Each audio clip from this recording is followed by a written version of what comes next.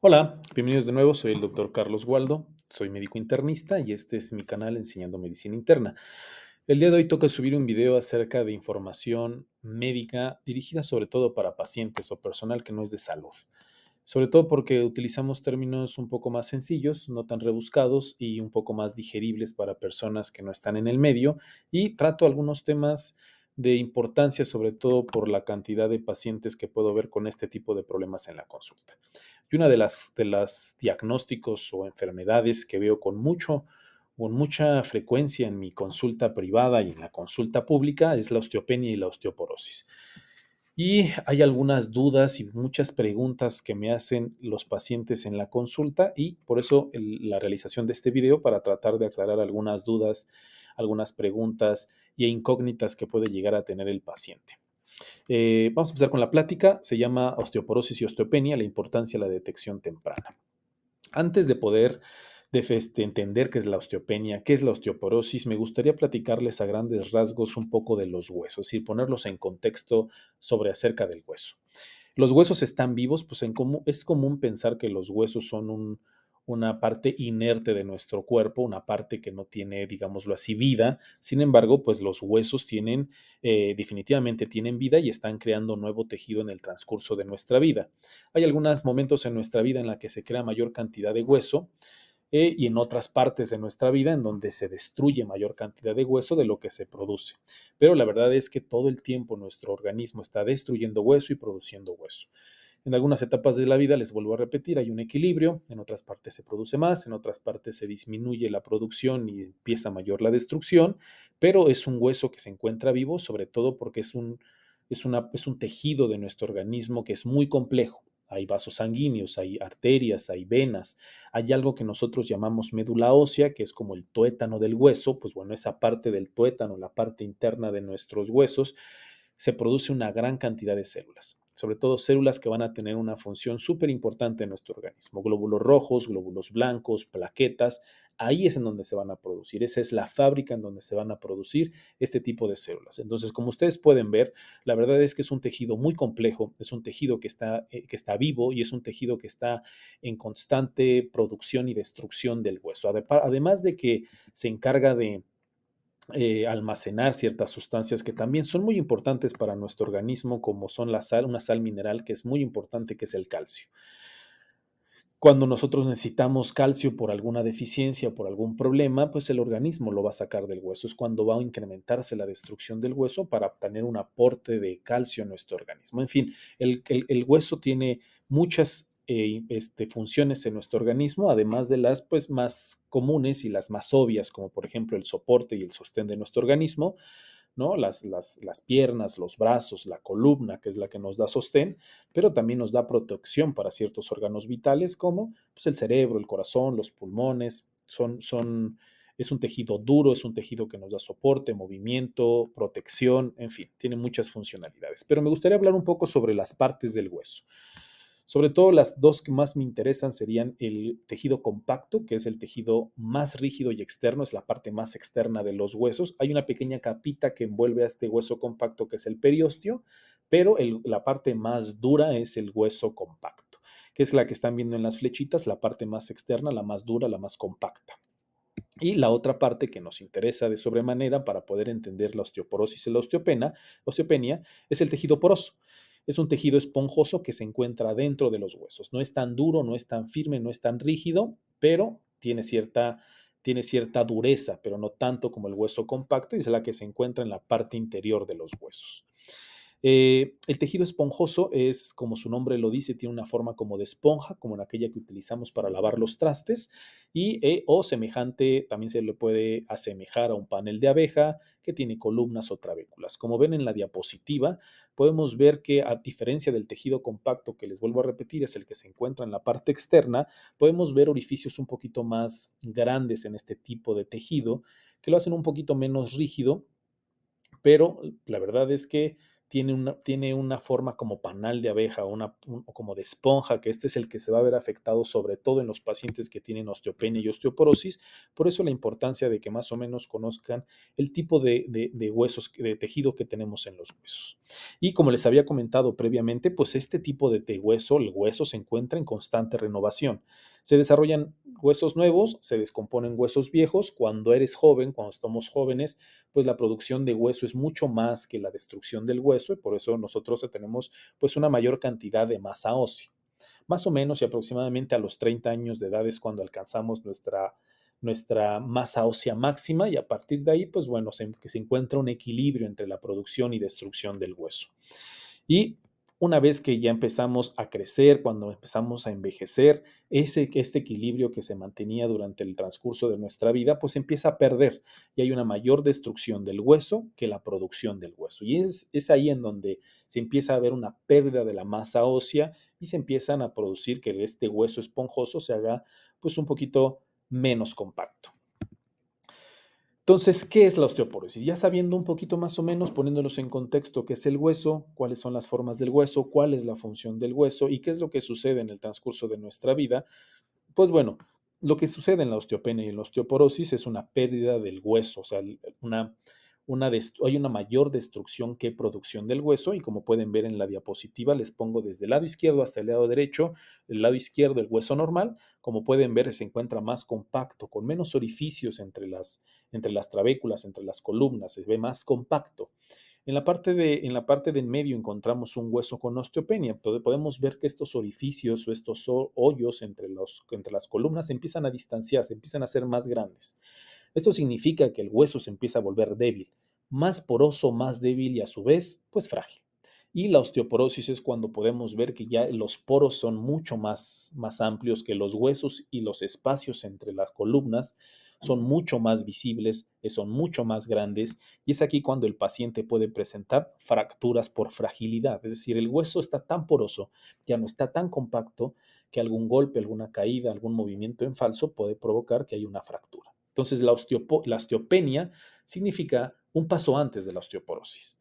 El hueso está débil, pero no tan débil como la osteoporosis. ¿Podemos presentar fracturas en la osteopenia? Sí.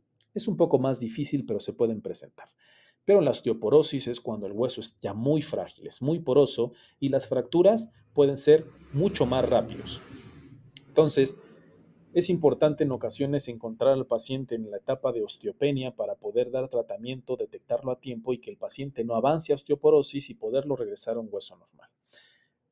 Ya que tenemos osteoporosis, se puede regresar a la osteopenia y de osteopenia regresarlo a hueso normal. Sin embargo, pues el tratamiento es mucho más prolongado. Es bastante tiempo en el que se debe dar seguimiento y tratamiento al paciente para regresarlo a un hueso normal, pero definitivamente se puede realizar. ¿Cuáles son los síntomas en esta enfermedad? ¿Qué síntomas va a presentar el paciente con osteopenia y osteoporosis? Pues bueno, la verdad es que es invisible. No hay signos y no hay síntomas evidentes hasta que desafortunadamente el paciente presenta algún tipo de fractura. En pacientes con osteoporosis esto puede ocurrir, como ya les comentaba, con traumatismos leves, o sea, con un golpe que aparentemente no fue tan evidente ni tan fuerte, pero el paciente va a presentar fractura. Una caída de sentón, una caída pequeña también puede presentar fractura o inclusive hacer un movimiento brusco. Me ha tocado pacientes en los que hacen un giro brusco, se giran la cabeza, giran la cadera y esto va a presentar una fractura. Al levantar cosas pesadas o incluso al agacharse pueden presentar fracturas. Entonces, eso es lo que nosotros llamamos una fractura de fragilidad. O sea, que el golpe o la caída no fue tan aparatosa, pero el paciente presentó fractura. Esa es una fractura de fragilidad. Y no duelen los huesos. Hay una pregunta que me hacen mucho mis pacientes cuando les llego a diagnosticar osteopenia y osteoporosis. Es que, doctor, pues nunca me han dolido los huesos, la verdad es que no me duelen. Y la verdad es que los huesos no duelen, a diferencia de muchas creencias que se tienen, pues los huesos no duelen. O al revés, hay algunos pacientes que me llegan a la consulta por algún tipo de dolor articular, artritis, osteoartritis, que tengo un video acerca de eso, sobre las enfermedades de osteoartrosis y artritis. Si no lo han visto, los invito a verlo, a darle una checadita, pero en ocasiones me llegan pacientes con osteoartrosis o osteoartritis y piensan, pues a lo mejor tengo osteopenia o osteoporosis, doctor, cuando el problema es completamente diferente, es otra, a lo mejor los pacientes con artritis reumatoides pueden presentar osteoporosis, pero propiamente dicha la osteoporosis no está generando este tipo de dolor articular o dolor en los huesos. Las fracturas que presentan los pacientes con osteopenia y osteoporosis, las más comunes es que sean en la cadera, en la columna, muñeca, partes superiores del brazo, pero también se pueden presentar en cualquier otra parte del cuerpo. Entonces, esto puede conllevar a muchos factores de riesgo para el paciente. Es decir, un hueso roto por lo general lleva a otro, y un hueso roto provoca que el paciente esté en reposo por periodos prolongados. Y si el paciente es un adulto mayor que está en reposo, pues esto puede conllevar a muchas complicaciones, como por ejemplo que se formen coágulos en la sangre, que tengan trombosis, que el paciente genere úlceras o escaras por periodos prolongados de estar acostado sin movilización, o que se empiecen a acumular flemitas en los pulmones y esto lleva a neumonías, en fin, este tipo de problemas, si el paciente no se le detecta a tiempo y si no se le da un tratamiento y seguimiento, esto puede conllevar a fracturas y las fracturas llevar a un sinfín de complicaciones que pueden deteriorar la calidad de vida del paciente. Entonces, por eso es de vital importancia y por eso es súper importante que ustedes conozcan este tema. Y si no da síntomas, ¿qué pacientes pueden estar en riesgo de tener este problema? Sobre todo los adultos mayores, aquellas personas mayores de 60 años pueden sufrir osteoporosis. Es mucho más común en las mujeres, a diferencia de los hombres, también los hombres lo pueden presentar, pero se encuentra más común en las mujeres y la menopausia marca el inicio de la pérdida ósea. Si una vez que la paciente entra en menopausia, la destrucción del hueso se acelera y este problema se puede volver pues mucho más fácil que se presente. Hay algunos factores de riesgo, hay algunos datos que nos pueden hablar sobre que el paciente pueda estar en riesgo de tener osteoporosis, como por ejemplo una fractura de huesa después de los 50 años. Más vale que tengamos un seguimiento y un chequeo para ver si no tenemos debilidad en los huesos por la osteoporosis. Menopausia temprana, en aquellas pacientes porque hayan necesitado el retiro de los ovarios o de la matriz por alguna enfermedad o por algún problema a temprana edad, es muy común que estos pacientes presenten osteopenia y osteoporosis a edades un poco más tempranas. Aquellos pacientes que tienen una pérdida de altura de 4 centímetros o más o una espalda encorvada, muchos de mis pacientes que llego a pesar y a medir en la consulta me comentan, ay doctor, pues creo que ya me achaparré o medía más, ¿no? Este tipo de cuestiones puede provocar la osteopenia y la osteoporosis y si es el caso, más vale un chequeo. Tener bajo peso, aquellos pacientes que tienen un índice de masa corporal por debajo de 19, sobre todo aquellos pacientes que no tienen una adecuada alimentación o que tienen algunos trastornos alimenticios como la anorexia, la bulimia. En ese tipo de pacientes también es más común que se presente este tipo de problemas a edades tempranas. Si tuvimos familiares, sobre todo papá, mamá, con fracturas de cadera o que se les diagnosticó osteoporosis, también somos propensos. Si el paciente tuvo una baja ingesta de calcio, si no tuvo una adecuada ingesta de calcio en el transcurso de su vida o evitó el sol a toda costa, no tenía una adecuada exposición al sol, también eso contribuye a que no haya una adecuada absorción de la vitamina D y la vitamina D, que también tengo un video acerca de la vitamina D por si le quieren dar una checadita, actúa a muchos niveles, pero sobre todo en el metabolismo del calcio y esto puede afectar pues la absorción del mismo y provocar pues este tipo de problemas. Estilo de vida sedentario, poca actividad física, no hacer ejercicio, no tener una actividad física constante también nos lleva a propensión para este tipo de problema. Fumar y o beber en exceso también provoca este tipo de problema. Y hay algunas condiciones médicas, hay algunas enfermedades que se van a relacionar a que se produzca osteoporosis, como la artritis reumatoide, diabetes, cáncer de mama, cáncer de próstata o ciertas enfermedades digestivas como enfermedad celíaca y algunas otras también van a hacer que el paciente provoque o se produzca osteoporosis. Algunos medicamentos, sobre todo y el más importante que puede provocar osteoporosis secundaria es el uso de glucocorticoides o esteroides. Hay algunas enfermedades que ameritan el uso prolongado y a dosis altas o a dosis medianas, pero por periodos prolongados. Este tipo de pacientes se tiene que tener una vigilancia muy estrecha para que el paciente puede llegar a presentar osteopenia y osteoporosis. Entonces hay que tener mucha vigilancia y mucho cuidado con esto.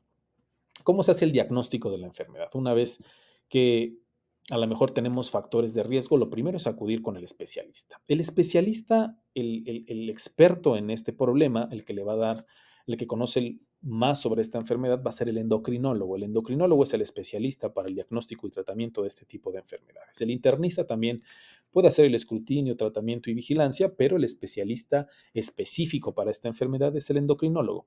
Entonces, ¿qué es lo que tenemos que hacer si nosotros ya somos adultos mayores, si es mujer y si nos cae el 20 de algunos factores de riesgo que ya les comenté? Pues lo primero que hay que hacer es acudir con el internista o el especialista endocrinólogo de su confianza para que le haga algunas preguntas y un interrogatorio, una revisión, y nosotros utilizamos algunas herramientas que nos ayudan a decidir si el paciente necesita más estudios, tratamiento o de plano enviarlo a un especialista. Una de estas herramientas es esta.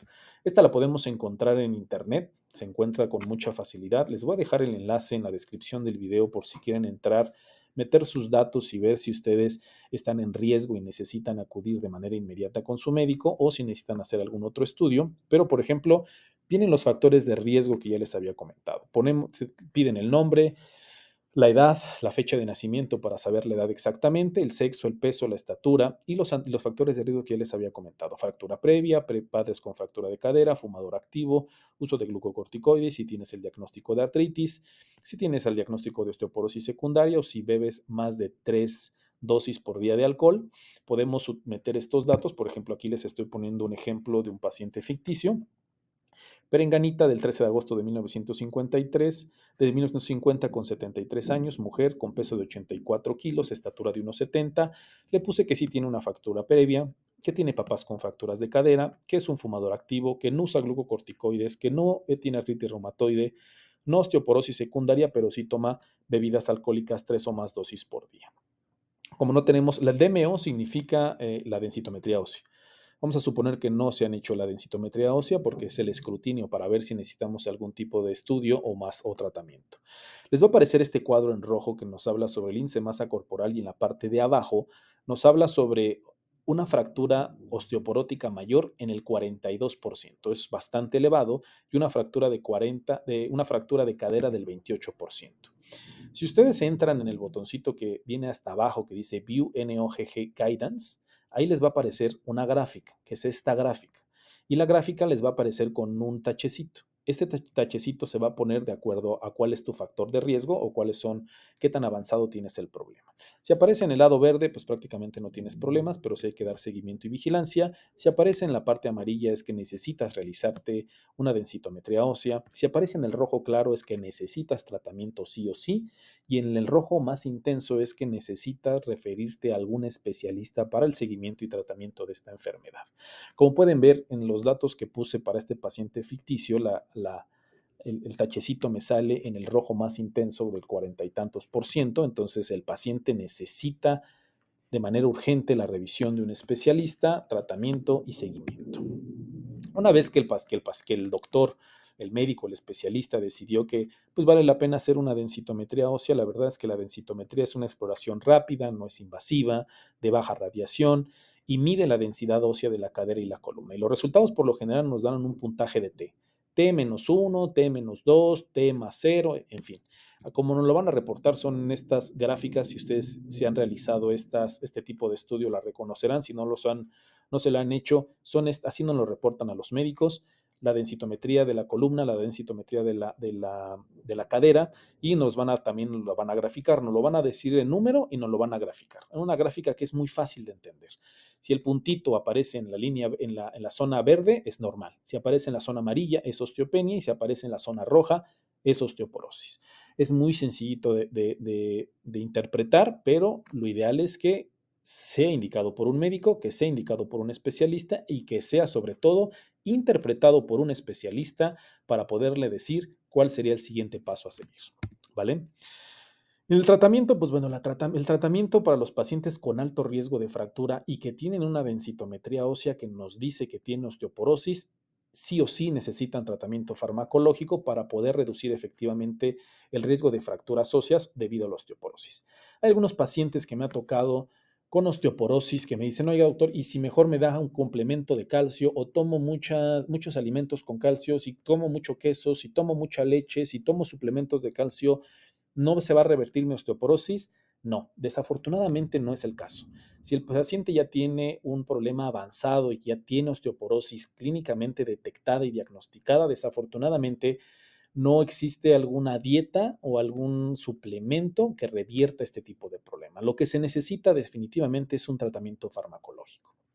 Hoy en día existe una gran variedad de tratamientos y obviamente se debe de individualizar el tratamiento para cada paciente, sobre todo para ver cuáles son los factores de riesgo, si tiene algunas contraindicaciones, en fin, son muchos factores que nosotros tenemos que tomar en cuenta para poder decidir cuál sería el mejor tratamiento para usted.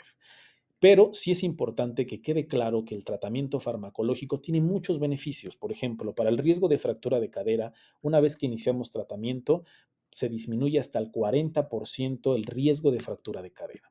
Para el riesgo de fracturas vertebrales se disminuye entre el 30 y el 70%.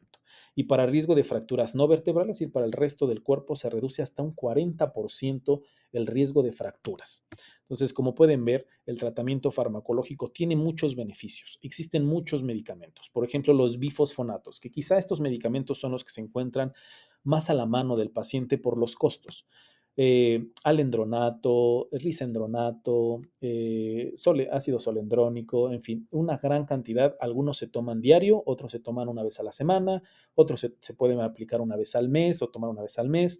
Uno se puede poner una inyección cada año, en fin, hay diferentes tipos de bifosfonatos, diferente presentación, quizás son los más accesibles en cuanto a costos para los pacientes, y existen algunos otros como el denosumab, que es una aplicación cada 6 meses, sin embargo es un medicamento caro, es un medicamento costoso, bastante efectivo, pero un poquito costoso. También puede haber terapias hormonales, podamos dar hormona paratiroidea, en fin, existen muchos medicamentos que nosotros podemos utilizar para los pacientes, pero se debe de individualizar y tomar una decisión en conjunto con el paciente.